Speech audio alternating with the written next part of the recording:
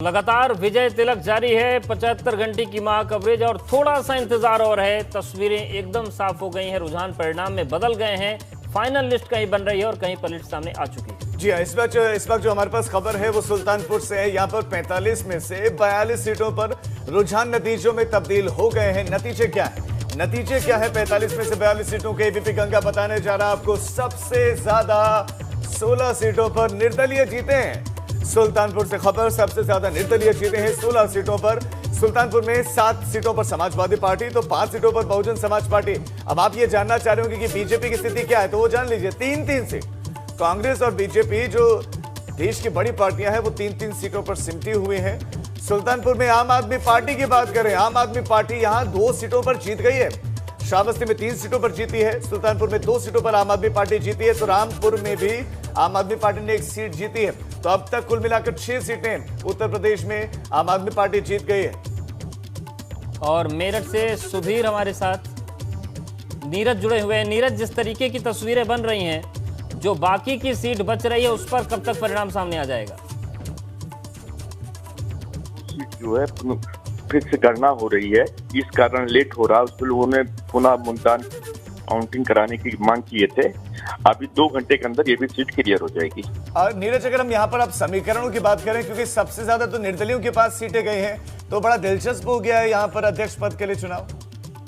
जी, इस बार जो है यहाँ पे सबसे ज्यादा सीट निर्दलीय 16 सीट निकाली हुई है। भाजपा मात्र 3 सीट पे ही सिमट गई। समाजवादी पार्टी 7 सीट पे थी। इसके पहले यहाँ की जिला पंचायत अध्यक्ष उषा सिंह भाजपा की ही थी, लेकिन इस बार की गणित जो है भाजपा के हाथ से निकलते दिख रही है। बिल्कुल नीरज, लेकिन अगर हम सुल्तानपुर की बात करें तो आम आदमी पार्टी की क्या स्थिति रही, क्या प्रदर्शन रहा? क्योंकि आम आदमी पार्टी ने सुल्तानपुर में भी जोर काफी लगाया था। जी, आम आदमी पार्टी पूरे 45 वार्ड में चुनाव लड़ाए थे, जिसमें उनका खाता खुला, उनको 2 सीटें मिली। वो लोग कह रहे हैं कि मैं दिल्ली के तर्ज पे यहाँ भी जमीनी का बना रहा हूँ और जमीनी स्तर से दिल्ली की तरफ विकास करूंगा। तो सीट पे वो खुश है।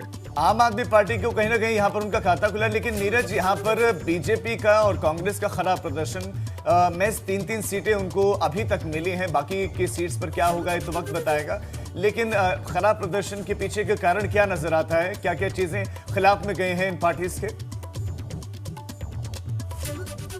माहौल बना हुआ है, ये लोकल चुनाव का था और लोकल चुनाव में ये विकास के मुद्दे ज्यादा रहे। इसमें कोरोना संक्रमण के जो संख्या ज्यादा लोग हुए, प्रजावित हुए, मृतक ज्यादा हुए, इसकी जो है गुस्सा था कि चुनाव को रोकना चाहिए था। सरकार को किसी भी तरह चुनाव को रोकने की गुस्से नाराजगी दिख रही थी। तो नीरज, आप बड़ी जानकारी दे रहे हैं कि यहाँ पर भी कोविड की वजह से, कोरोना की वजह से जो लोगों की जिंदगियां खत्म हो रही थी और चुनाव ऐसे वक्त में प्रदेश में हो रहे थे। हालांकि कोर्ट के आदेश के बाद ये चुनाव यहाँ पर चले और आज मतगणना हो रही है और ये नाराजगी दिखी है। इसके अलावा अगर बात करें तो अब जोड़ तोड़ की राजनीति में कौन जुटा हुआ है वहां पर? क्या बातचीत, संवाद चल रहा है निर्दलियों से, या निर्दलीय अपने आप में किसी एक को अध्यक्ष चुन सकते हैं? देखिए, केंद्र से लेकर स्टेट तक बीजेपी की सरकार है। यहाँ की सांसद मेनका गांधी है। उम्मीद ये की जा रही है कि भारतीय जनता पार्टी तोड़ फोड़ में आगे रहेगी और वो उषा सिंह इसके पूर्व जो है जिला पंचायत अध्यक्ष रही। ये तोड़ फोड़ में भाजपा और सपा दोनों लोग लगे हुए हैं। बिल्कुल, लेकिन नीरज, अगर हम बात करें भाजपा में जो संभावित जिला पंचायत अध्यक्ष होगा या जो सपा में होगा, सियासी तौर से कद और वहां पर प्रभाव किसका ज्यादा है? और क्या स्थितियां हिंसक भी हो सकती हैं? क्योंकि जब तोड़फोड़ शुरू होती है तो बीते पंचायत चुनाव में हमने देखा है कि हालात कहां तक पहुंचते हैं। जी, देखिए, इसमें जो है तोड़ फोड़ में जो है काफी बातचीत करनी होता है। इसमें जितने भी निर्दलीय सीट हैं या छोटी पार्टियां हैं, निषाद पार्टी हैं, तभी कुछ तो इन लोगों को बैठा लेना, बंद कर देना कमरे में, दबाव बनाना, ये सब चीजें सामने आएंगी देखने को। शुक्रिया नीरज, आपका जानकारी और अपडेट्स को देने के लिए। तो सुल्तानपुर में तस्वीर साफ हो गई है। आम आदमी पार्टी ने यहाँ पर भी 2 सीटों पर जीत दर्ज की। रामपुर में भी 1 सीट जीती है। श्रावस्ती में तो कमाल ही कर दिया, 3 जीती है। तो आम आदमी पार्टी ने अपनी जगह बनाई है अच्छी खासी, लेकिन निर्दलीयों का जो प्रभाव है, निर्दलीयों की जो धमक है, वो इस चुनाव में ज्यादा दिख रही। कई जगहों पर निर्णायक भूमिका में निर्दलीय ही है।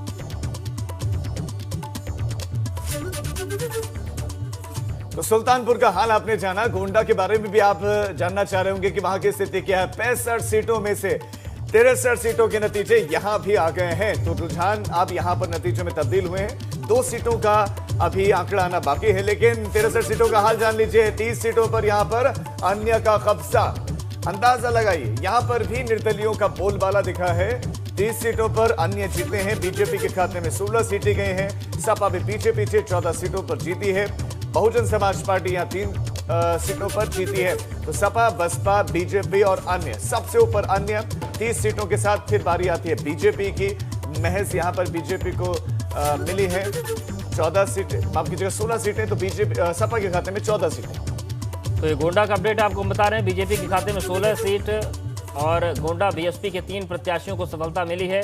सपा के खाते में 14 सीटें आई हैं। तो यहाँ पर मामला जरूर सपा और बीजेपी के बीच थोड़ा हल्का हल्का आपसी मामला है, लेकिन 63 में से 30 सीटों पर अन्य प्रत्याशियों का कब्जा है। मतलब गोंडा में भी जो किंग मेकर हैं वो निर्दलीय प्रत्याशी हैं। और ये जो चिंता है ये राजनीतिक दलों को करनी पड़ेगी, चाहे टिकट बांटने के स्तर पर, जनता से संवाद के स्तर पर, या फिर अपनी पतली हालत को लेकर कि तमाम ऐसे बड़े बड़े जिले भी हैं जहां पर निर्दलीय जिसे चाहेंगे वही जिला पंचायत अध्यक्ष बनेगा। मतलब जनता भरोसा किसी दल पर बहुत अच्छे से कर नहीं पा रही है। तो ये बड़ी जानकारी हम लगातार आपको दे रहे हैं और बड़ी खबर आपको हम लगातार दे रहे हैं। इस बीच कन्नौज से बड़ी खबर है। कन्नौज में जिला पंचायत सदस्य चुनाव का अपडेट यह है कि 28 जिला पंचायत सीटों पर रुझान सामने आ गए हैं। 14 सपा समर्थित और 5 भाजपा समर्थित, 9 निर्दलीय आगे हैं। लेकिन अभी आधिकारिक पुष्टि तो नहीं हुई है, लेकिन रुझान के परिणाम यही होंगे, स्पष्ट हो गया। औपचारिक और आधिकारिक पुष्टि बाकी है। 14 सपा समर्थित उम्मीदवार यहां पर जीत रहे हैं, जबकि भाजपा की हालत बहुत खराब है, 5, और निर्दलीय जो हैं वो 9 हैं। बिल्कुल, तो जब जनता के अस्तित्व को समझा नहीं जाता है तो फिर राजनीतिक दल जो कि जनता के बनाए हुए हैं, जनता के लिए बने हैं, और अगर जनता के लिए काम नहीं होगा तो फिर राजनीतिक दलों के अस्तित्व खुद संकट में आ जाएगा। नित्या मिश्रा का जल्दी से रुख कर लेते हैं। नित्या, अभी तक औपचारिक ऐलान बताया जा रहा है कि नहीं हुआ है, तो औपचारिक ऐलान कब तक हो सकता है? देखिए, अभी कुछ समय बताया नहीं जा सकता, क्योंकि लगातार जो समाजवादी पार्टी समर्थित है, क्योंकि बड़ी संख्या में वो जीते हुए हैं और उनको अभी तक प्रमाण पत्र नहीं मिले हैं। वो भी वो हल्ला कर रहे हैं कि अभी तक उनको प्रमाण पत्र नहीं दिए गए। आखिर क्या कारण है, क्यों इतना विलंब किया जा रहा है? तो कुल मिला के अभी आधिकारिक पुष्टि नहीं हुई है। जो हमारी नेताओं से बात हुई है तो उनका ये कहना है कि 13 समाजवादी पार्टी समर्थित प्रत्याशी जो जीते हैं और करीब 5 के आसपास भाजपा समर्थित प्रत्याशी जीते हैं और 10 के आसपास निर्दलीय। तो कुल मिला के ये अभी आधिकारिक पुष्टि नहीं है। अभी जो आधिकारिक पुष्टि है वो सिर्फ एक ही बताई जा रही है। बाकी अभी 27 सीटों पर जो रिजल्ट है वो अधिकारियों को भी घोषित करना है। लेकिन क्यों विलंब हो रहा है ये कारण अभी स्पष्ट नहीं हो पाया है। जी, शुक्रिया आपका जानकारी और अपडेट्स के देने के लिए। तो कन्नौज में नतीजे लगभग स्पष्ट हैं और समाजवादी पार्टी का गढ़ भी कन्नौज है। तो ऐसे में सपा के 14 प्रत्याशियों ने यहां पर जीत हासिल की है। लेकिन आरोप लग रहा है कि अभी तक उनको प्रमाण पत्र दिए नहीं गए हैं, तो ये देरी क्यों की जा रही है इसकी भी जानकारी नहीं दी जा रही है। आगे बढ़ते हैं, बस्ती का हाल आपको बताते हैं। बस्ती में जिला पंचायत चुनावों में बीजेपी को झटका लगा, बड़ा झटका लगा है। अब खबर आपको हम बस्ती से दे रहे हैं। बीजेपी को लगा है झटका। 43 जिला पंचायत में से 9 पर बीजेपी को सिर्फ सफलता मिली। संख्या 43 की, कुल 43 में सिर्फ 9 सीटों पर बस्ती में बीजेपी को सफलता मिली है। और बस्ती में सांसद प्रतिनिधि और बीजेपी प्रत्याशी राजेश पाल चौधरी की हार हो गई है।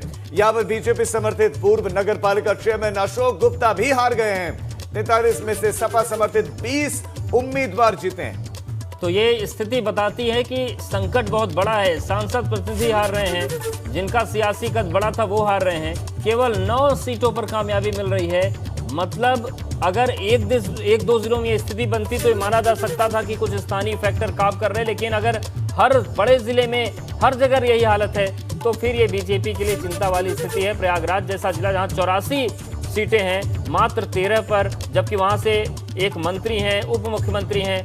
वाराणसी, मथुरा, काशी, मथुरा और अयोध्या जिसके नाम पर पूरी राजनीति चलती है बीजेपी की, प्रमुख रूप से उनके समर्थकों की तरफ से अयोध्या, काशी, मथुरा तीनों ही जगहों पर हालत खराब है। बस्ती की भी स्थिति आप देख लीजिए, तो चिंताजनक हालात हैं। हालांकि जोड़ तोड़ शुरू होगा तो कौन कितना जिला पंचायत अध्यक्ष बनवा पाएगा देखने वाली बात होगी।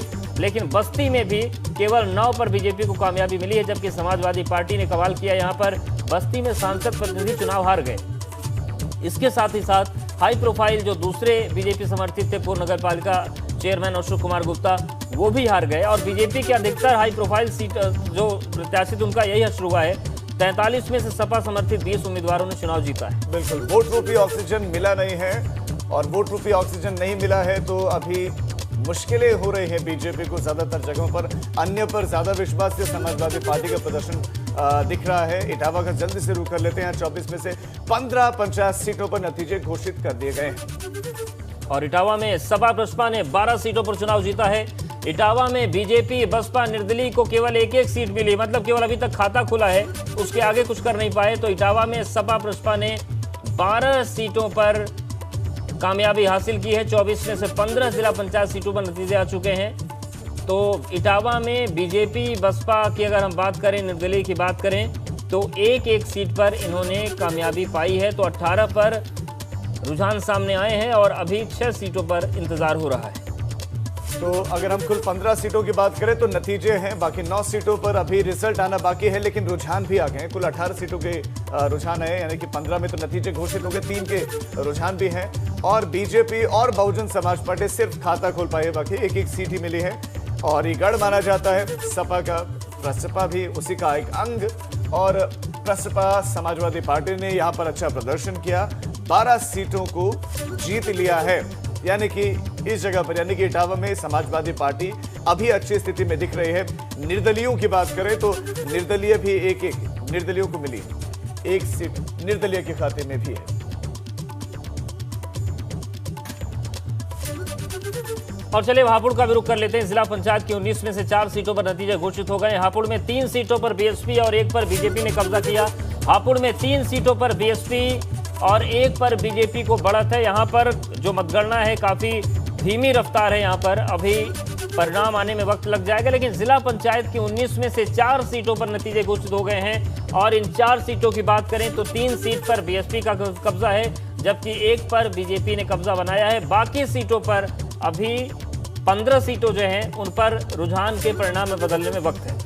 तो हापुड़ से भी बीजेपी के लिए अच्छी खबर अभी तक तो नहीं मिली है। 4 सीटों के जो नतीजे आए हैं उसमें बहुजन समाज पार्टी 4 में से 3 अपने पास ले गए। 3 सीट बहुजन समाज पार्टी के पास। तो बीजेपी का फूल फिलहाल यहाँ पर मुरझाया हुआ दिख रहा है। और अभी 19 में से 4 के नतीजे आए। 19 पर जो स्थिति है वो कुछ वक्त के बाद स्पष्ट होगी। थोड़ा धीरे यहाँ पर काउंटिंग चल रही है, मतगणना देरी से चल रही है।